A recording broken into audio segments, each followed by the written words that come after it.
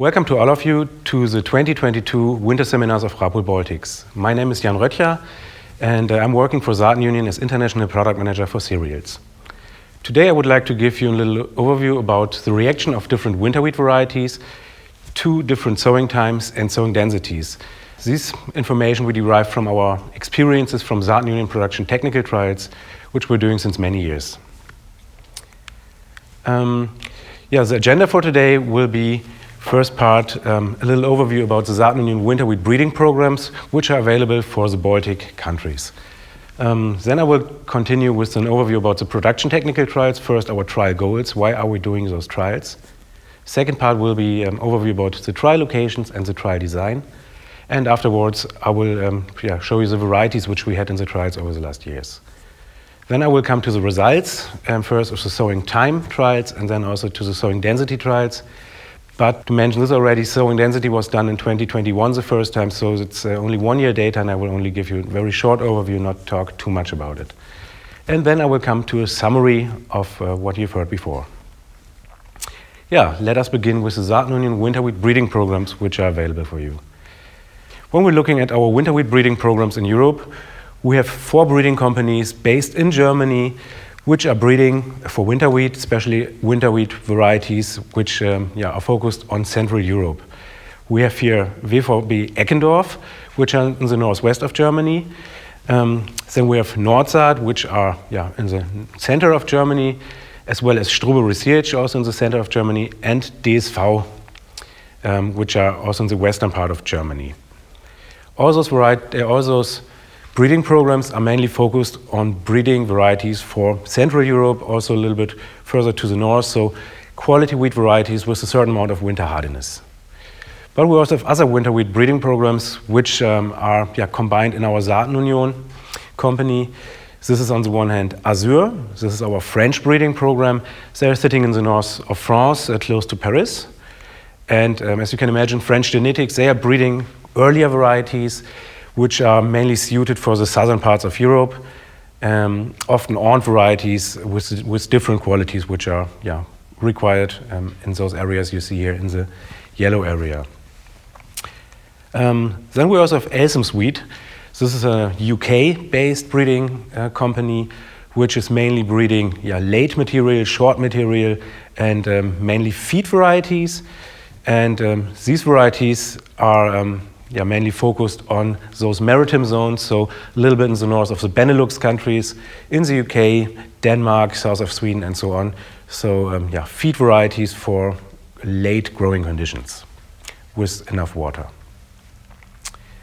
And we have one other additional breeding cooperation that's called the German Seed Alliance, which you see here.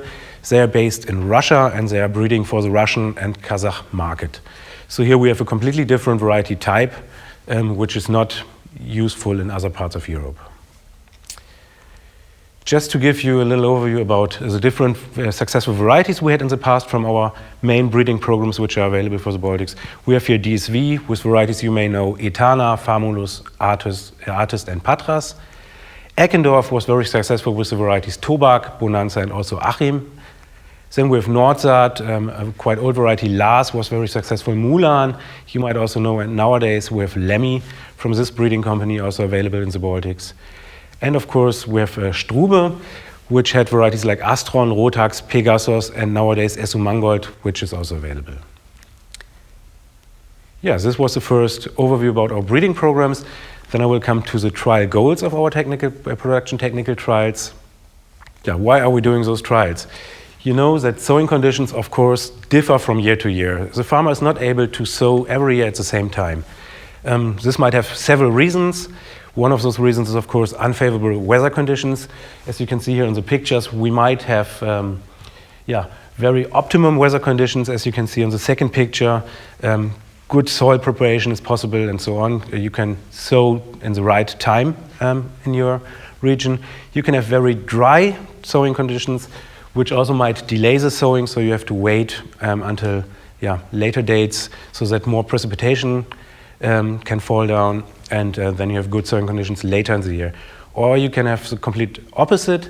You can have very wet sowing conditions. This means you will not be able to sow in time, and also sowing is delayed. Another reason is different crop rotations. So winter wheat is often in a different position within the crop rotation. And here you see on the first picture early sowing after cereal pre-crop, after winter wheat. So this is also an option which a farmer could choose. And for these conditions, we want, of course, to learn more about our varieties, which conditions they suit for best. So in the end, this is our aim. We want to know which variety works best for which condition. Yeah, the other part of the trial, our sowing density trial, is of course aiming on the reaction of our different winter wheat varieties to different sowing densities. As you may know, not every variety exploits its full potential with the same sowing density. So varieties demand different kernels per square meter to really show their best performance, and this is what we want to find out as well. As we did the sowing density trials here in 2021 the first time, we can of course only present 1 year data, so more validation for the next years is needed here. Now I'm already coming to the overview of the production technical trials, the trial location and the trial design. So all our trials are randomized, replicated small plot trials in many environments. And you can see here on this map that we have quite a big number of locations where we conduct our trials. You see here the red dots on the map. We have most of our locations in Germany. And this is called our so-called production technical trial central. We also have some locations which are further in the northeast. So this is our production technical trial northeast. And we also have 3 locations here in the southeast of Europe, in Austria, Czech Republic, and Hungary. This is, of course, not part of today's presentation because the varieties we test there are rather from the French genetic, from the Azure pool, and are not suited for the northern areas. So this part is excluded from today's data. As you can imagine, we have a different number of trial locations per year and per trial variant. And here I want to give you a little overview about the dimensions of our trials. You see here the number of locations per sowing time and per year in this little table. In 2019, we had 3 locations for the early sowing variant. We had 12 locations optimum sowing and 8 locations late sowing. In 2020, we also had 3 early sowing locations, 8 optimum locations, and 6 late sowing locations. And in 2021, we had 2 more locations in the early sowing trials, so 5 locations early sowing. Then we had 10 locations in the optimum sowing and 5 locations in the late sowing. Maybe as a little side information, so those early trials, early sowing trials are the biggest challenge for us because sometimes we have late harvest for our trial seeds, and then all the trial seeds are prepared late, and it's not always easy to deliver the seeds in time to those early sowing trials. This is why sometimes a planned early sowing trial moves into the optimum sowing dates, and we don't have that many early sowing trials every year. Looking at the sowing density trials, which we've done this year the first time, we've done the trials also in every sowing time, and we had 2 early sowing trial locations where the sowing density was tested. We had 6 optimum sowing trial locations where it was tested, and 3 late sowing trial locations. So also for the sowing density, there are several data points, even if we're talking only about 1 year. And maybe another additional information, also one part of our trial, which we do every year, is the fungicide treatment trial. So we're also on some locations testing our varieties with a reduced fungicide treatment. This means we only do 1 fungicide treatment within the growing period. This is at BBCH 39 to protect the flag leaf, and then the resistances of the plant should do the rest, and there we want to see how extensively our varieties can be grown. But all the data I show you today is just from the full fungicide treatments. Some further information when we're talking about the different sowing dates. We always try to have at least 2 or better 3 weeks between optimum and between late sowing, so that we really see an effect of the sowing times. The sowing date is of course always locally adapted. That should be clear. We always try to have similar pre-crops in the different variants. So you see here in our early sowing date trials, we want to have winter wheat or another cereal pre-crop, because we also want to have this trial a little bit as a stress variant. So we want really to stress our winter wheat varieties to see what they can adapt to and how they can perform under stressful conditions. When we're looking at the optimum sowing dates, we try to have also the optimum position of winter wheat in the crop rotation and try to have an optimum pre-crop. Here we often use rapeseed, legumes, or silage use maize. For the late sowing dates, we have, as the late sown winter wheat is often then in a different position in the crop rotation, we have often maize grain use or silage use as a pre-crop. Sugar beet is used, also sometimes rapeseed or winter wheat. The sowing densities are also locally adapted, and when we're talking about the reduced sowing density, then it's 100 kernels less per square meter than the optimum sowing variant. For all those trials I present to you today, we have had full plant protection according to the disease pressure. So this might be sometimes 1, 2, or even 3 fungicide treatments over the year, depending on the fungi pressure which we have in this year. And now we're coming already to the varieties we have in the trial. We have a different set of varieties. So you can see here in this table, on the left side the set of varieties for our sowing time trials, and on the right side of the table you can see the sowing density as the varieties which were used for the sowing density trial in 2021. We have here one set of varieties which were tested in all 3 years. So you see here RGT Reform, SO Alvius, SO Aventinus, SO Habanero, and SO Mangold, which are tested 3 years in a row, and which will also be then used in the comparison of the 2-year tested varieties.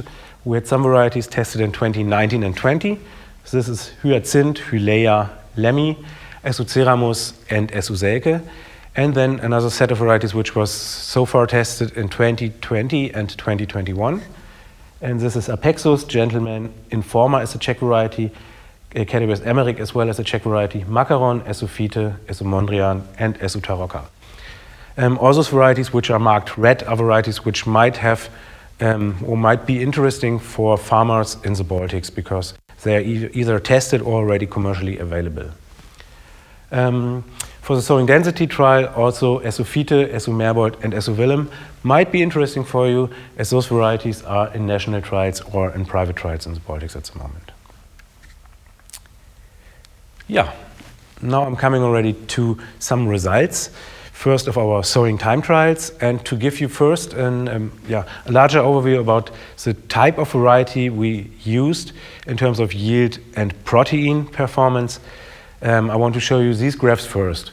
On this graph, you see the yield and protein overview of all trials combined in the years 2019 to 2021. The number of trial locations is 63 for all varieties besides SO Alvius. This is an alternative wheat variety which is only sown in the late trials. You see here on the x-axis the protein content in dry matter, and on the y-axis the absolute yield in decitons per hectare. And as you may know, the yield performance of a variety is usually strongly negatively correlated to the protein contents. And we see here also in the correlation coefficient that this correlation is shown very strong also in our trials. What I want to show you here especially is that the varieties which are now available in the Baltics, SO Mangold and also SO Aventinus, are here the top yielder in those trials, but they show also slightly lower protein contents than the other varieties. So we are still over 12%, but with a very nice yield result here. To show you also the other varieties, I separated the sets of varieties I show you. So here in this chart, you now see the varieties which were only tested in 2019 and 2020.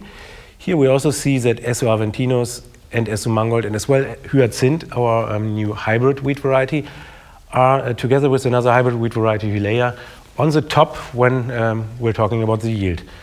But yield costs protein in this trial as well. So you see here also the protein contents are a little bit lower compared to the other varieties.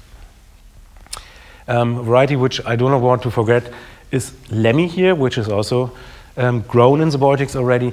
And with Lemmy we have a variety which shows decent yield results, but this is combined with a very nice protein content. And this is what this variety actually makes so interesting. It's a nice protein yield and protein content in the end, which you see here on the level of other E-quality varieties. And to give you an overview about the last 2 trial years, 2020 and 2021, we see here that the correlation, as I also marked down there, the correlation between protein and the yield is not as strong anymore, because we have here some very interesting correlation breaking varieties in the trial. We see here on the one hand S. tarocca, we see S. mondrian and also S. phyte, which show quite good yields, but this is combined with very high protein contents as well. So these varieties break the correlation here at the moment. Also macaron can be named here, but this is a negative correlation breaker. So here we have a lower yield and a lower protein content, which leads to the low correlation coefficient in the end in those trials. Interesting to see that also in the 2-year comparison with 39 locations, S. mangold and S. aventinus are the top yielding varieties in these trials. But now coming to what we actually want to show with those trials, the different suitability of those varieties for different sowing times. You see here in this graph, some varieties which I've chosen from the trials with different number of location, because they were not always tested in the same years. To show this graph, or to explain this graph, we have set the optimum the yield under optimum sowing conditions as 100%, and then show the yield under early sowing conditions and under late sowing conditions relative to the 100% optimum sowing date yield. And we see already that the varieties are highlighted here. Hyacinth, for example, shows the same yield capacity or yield potential under early sowing and optimum sowing conditions. But when we're looking at the late sowing conditions, it really shows a relatively better yield potential. So this variety is quite well suited for these conditions. When we look at Lemmy, the dark blue bar, you see here already slightly that the yield performance is better under the early sowing conditions and stays more or less the same under optimum and late sowing conditions. S. mangold is a bit different. You see here also similar yield levels on early and optimum sowing conditions relatively, but a lower yield level, slightly lower yield level under the late sowing conditions. And S. aventinus, this is quite clear, really needs optimum sowing conditions, the optimum sowing time, because in both the early sowing date and the late sowing date conditions, the yield performance of S. aventinus drops a little bit. To show this a little bit clearer, I also made these graphs here to show it as single variety views. You see here on the left side, or you see here our varieties always in comparison to Ergetiriform, because Ergetiriform is such a well-known variety and we know that it works for all sowing conditions very good. So this is always a benchmark for us, which we want to compare us with. And we see here that Hyacinth on the left side clearly shows the best yield results under the late sowing conditions, but also good yield results, of course, under early sowing and optimum sowing dates. When we look at S. mangold on the right side, we have a similar picture that actually under all sowing conditions, the variety shows very good yield results, slightly lower yield results under the late sowing date, but still good ones. Looking at the other varieties, S. aventinus and Lemmy, we see here that S. aventinus clearly needs the optimum sowing date, as I've mentioned already before, and you see really a bigger yield drop under early sowing date and late sowing date. And for Lemmy, we see also quite clear, in this case, Lemmy is here, the blue box. So Lemmy is not yielding as high as a Reform, but as I said, it's a variety with a higher protein content. So this explains this a little bit. And we see here also quite clear that the early sowing conditions really are necessary for Lemmy, and that this variety really benefits from the earlier sowing. Yeah, this was our overview about the sowing time trials. Now I want to give you a little overview about the sowing density trials, which were conducted on these 3 locations. So we have here in the north of Germany the location Hohenlied, very close to the NPZ headquarter. Then we have another location in Klipphausen, this is close to Dresden in the east of Germany. And then we have in the south of Germany, close to Munich, our Saaten-Unioni Moosburg trial station. This is our own big trial station. And these 3 locations are actually our favorite locations where we do lots of trials because the trial quality was always super, and yeah, they are very representative locations. Yeah, and now this is the slide, the condensed message I want to give you for our trial density trials so far. After 1 year, you see here a graph which looks on the first view quite complicated, but it's not as complicated. What you see here is the variety reaction to the different sowing densities under different sowing times. We had 3 locations per year and per sowing time only in 2021. You see here on the y-axis of the graph the absolute yield difference between the different sowing densities at different sowing times. And on the y-axis you see our different varieties. When we look at the upper part of this box, you see all the positive differences in yield when we're having the higher sowing density. And when you look at the lower part of the graph, all the bars you see there are a positive yield influence of a lower density. And yeah, maybe if we first have a look on the average or on the mean of all locations, we see that in general all, or on average, the varieties all benefited from a higher sowing density. And even more in the early sowing, that's the green bar, and the late sowing, that's the gray bar conditions.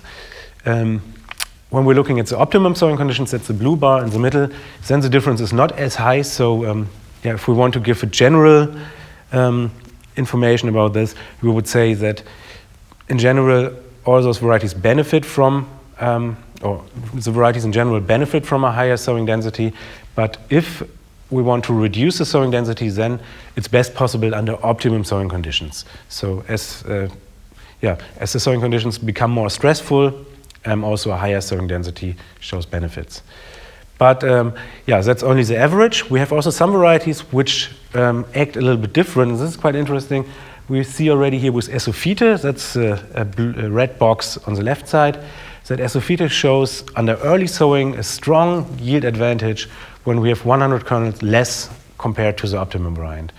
Also under optimum sowing and under late sowing, this variety benefits. So under all conditions, this variety shows a better yield if we have a lower seed amount per square meter.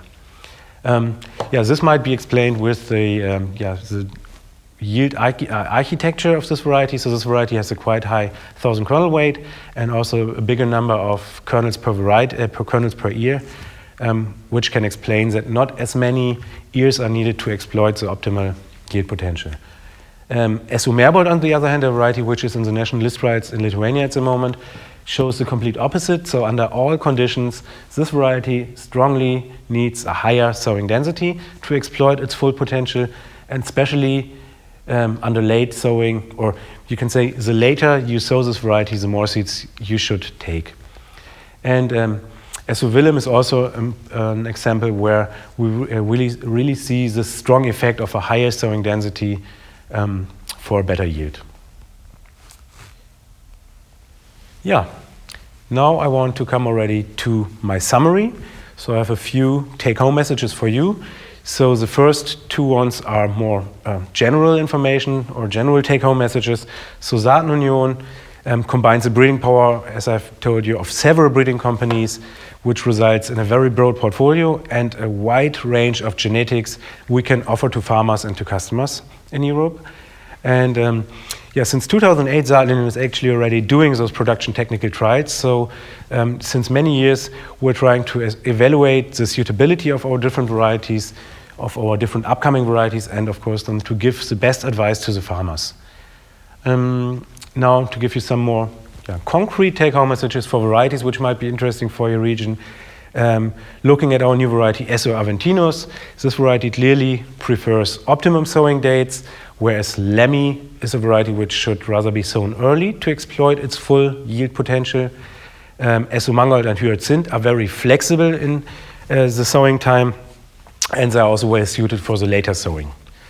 Yeah, the take-home message regarding our yield density trials is that in general the varieties benefited from the higher yield, from the higher sowing density. Only few examples showed a benefit from the low seed rate. This was my summary for my little presentation today. I hope these were important and useful information for you. And if you have any further questions, you can always contact me or also our colleagues in the Baltics, of course, Nereus, our product manager for cereals. Thank you very much for your attention, and enjoy the other presentations.